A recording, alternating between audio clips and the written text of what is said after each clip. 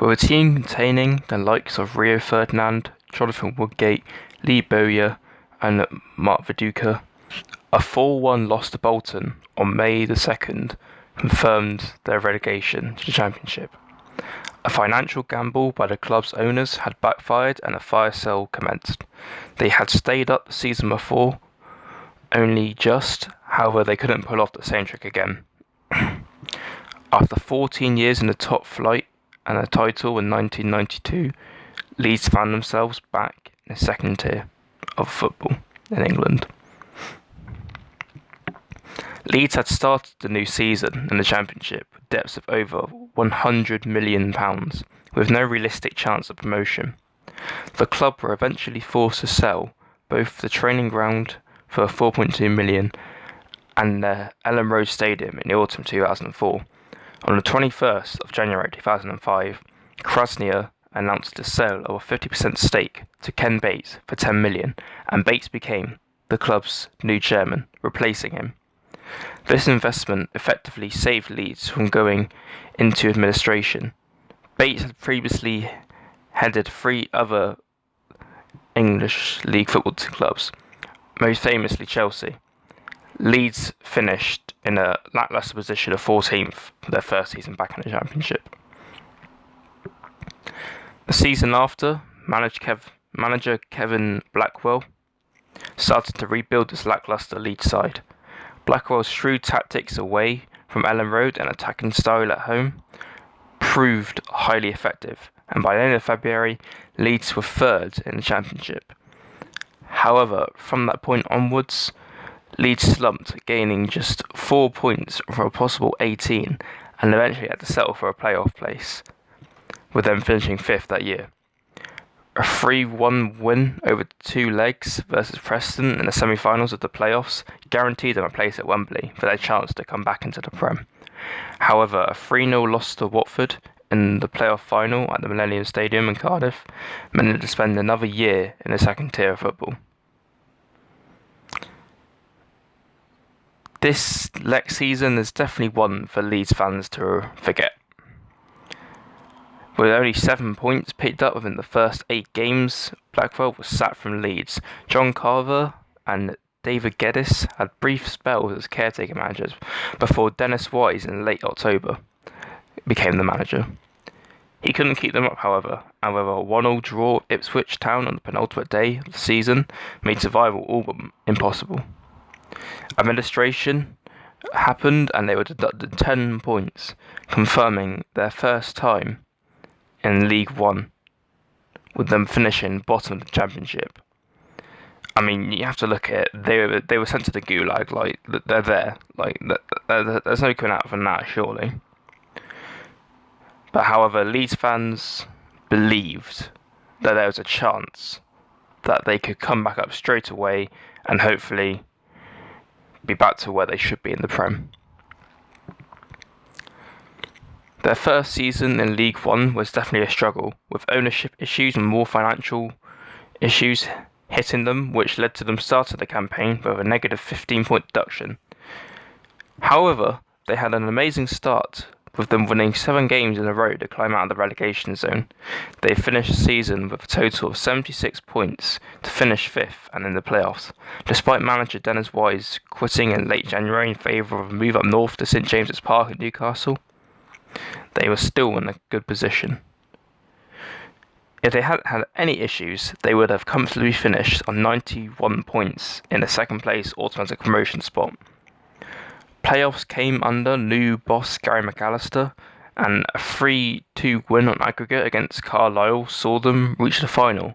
However, they were beaten 1-0 by Doncaster Rovers at Wembley, condemning them to another season of League One football.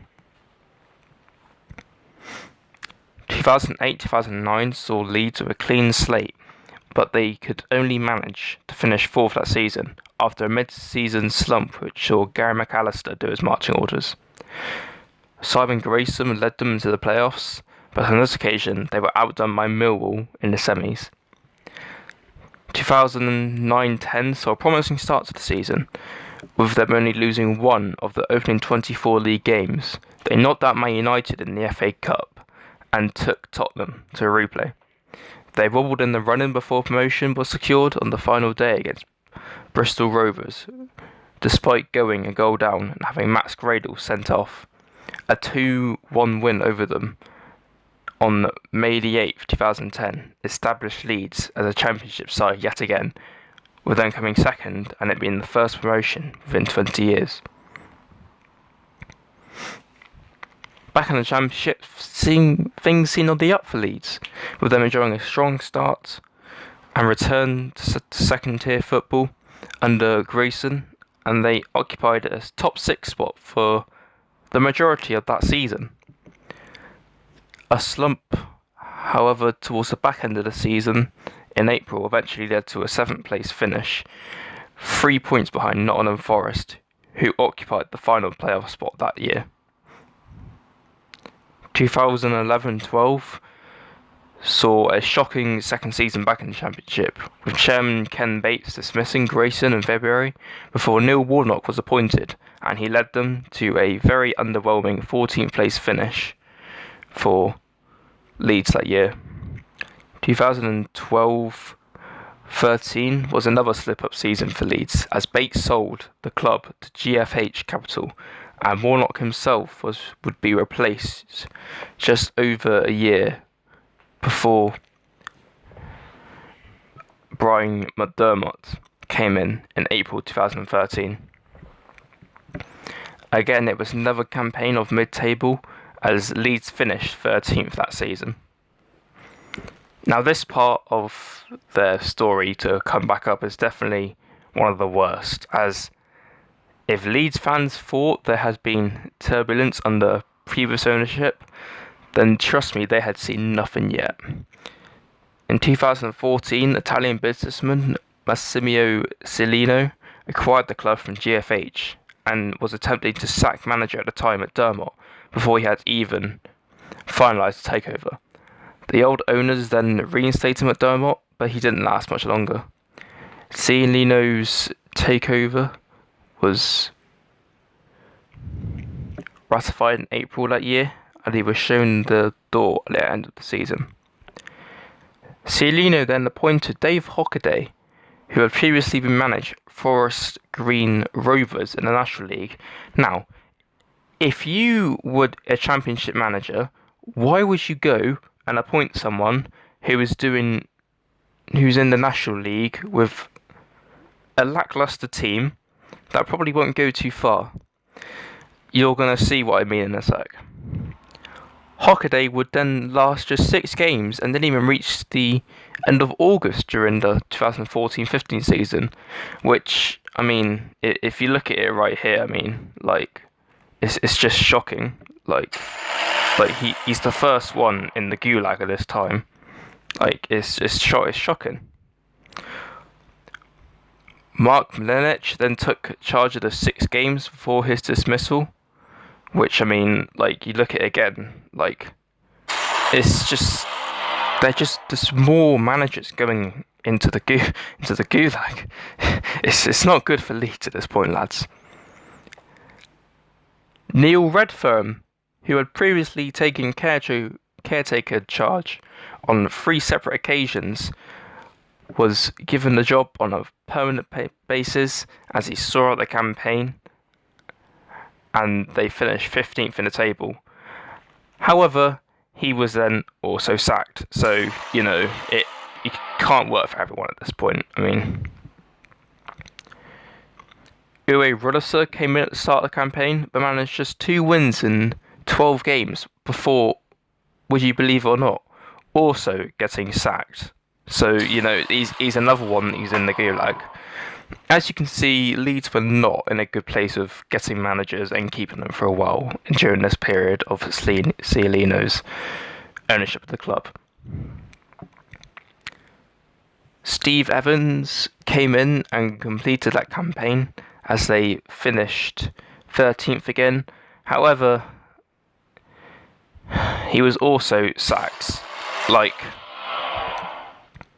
I just don't know with this club why so many of them are just getting sacked so quickly. Like, how it's Thank God I'm not a Leeds fan, put it that way. Things could only get positive now, though, and that definitely happened in 2016-17 with the appointment of Gary Monk, and with Leeds looking destined for a top 6 finish. In mid-March 2017, a push towards automatic promotion even looked a possibility, but a failure to win any of the final 5 games shot them out of the playoffs, however, as they finished 7th that season. It all ended in a high when Cialino came to the end of was chairman of the club, and I'm sure all Leeds fans were happy with that. So that led to, let's count it, that's 1, 2, 3, 4, 5, 6. 6 managers, and finally him going. So I'm sure all Leeds fans were extremely happy with that.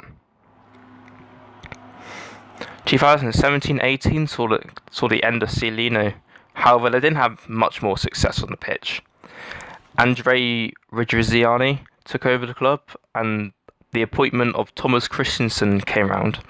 6 wins and 2 draws in their first 9 games saw Leeds move to the top of the championship, but momentum quickly dropped, and Christensen was then sacked in February 2018 after a 4-1 defeat at home to Cardiff. Paul Heckingbottom was appointed, which definitely led to some controversy, as he left local rivals Barnsley to come manage, but he only managed 4 wins throughout their final 16 games of the season before also being dismissed. This led to another poor 13th place finish that season. Now, if you're a Leeds fan at the moment, I'm sure when you saw this appointment come in, you were very happy. And I mean, I'll just explain it to you. Marcelo Bielsa had completely changed Leeds United in terms of play style.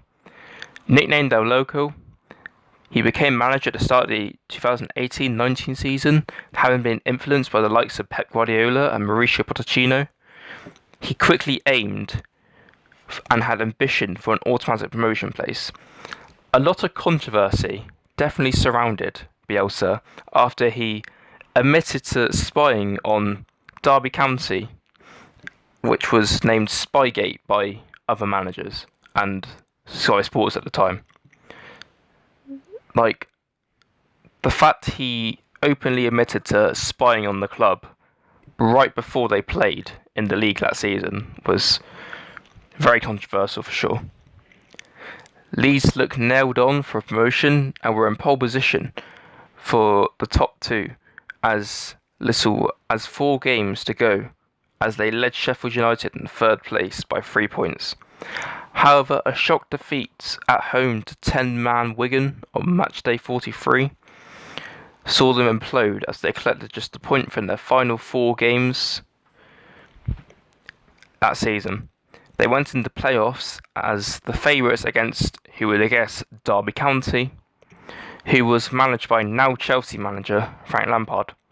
They beat them 1-0 away in the first leg. However, a second leg defeat at Ellen Road saw them crush down 4-2, giving Derby County a spot in the playoffs final. And obviously, Derby County made the most of it by, I guess, teasing them with all the Spygate stuff. The rumours of Bielsa leaving quickly that season have been forgotten. He looked to go again for a new start to the season, hoping to get automatic promotion straight away in the second season. A couple signings brought in, such as Ben White on loan from Brighton to help rejuvenate the team. There were a couple wobbly moments, but Leeds dropped no lower than 5th all season and were permanently in the top 2 from mid-November onwards. With the coronavirus hitting the UK and the suspension of football occurring, it led to a lengthy break and a feeling of uncertainty on whether the season would continue or be null and voided and nothing would happen or come off from it. The government confirmed the return to football in June, and Leeds were determined to win promotion more than ever. Huddersfield versus West Brom could decide whether Leeds went up automatically if West Brom lost the game. Fortunately for Leeds, Smith Rowe scored the winner in a 2-1 win over West Brom, which confirmed Leeds' promotion after 16 years, finally, back in the Premier League. Stoke then played Brentford the day after, and a win for Stoke would confirm whether Leeds would be crowned champions, with 2 match days to spare. Stoke won 1-0 in the end, and that confirmed Leeds as champions of the Championship and confirmed them back in the Premier League after 16 years. I'm sure Leeds fans are definitely happy with that them now being back in the Premier League. It's definitely been a while. I think they are definitely a Premier League team. Marcelo Bielsa is a fantastic manager, a fantastic character to be in the Premier League. Personally, I reckon they'll finish around mid-table. I reckon they've got the capability to do that. They bring in a couple of good signings. Then I reckon they will be able to stay up. I hope you enjoyed me speaking about Leeds' return to the Premier League. My Twitter's @LukeRodford. If you have, you can email me for any inquiries. I also do a podcast called the On Tonight's Podcast with a couple of my mates. So please feel free to check that out. And hope you enjoyed. Remember, like, subscribe, share this video with your friends. Keep getting the numbers up. We've done so well in the last video. Keep going. Hope you enjoyed. Thank you.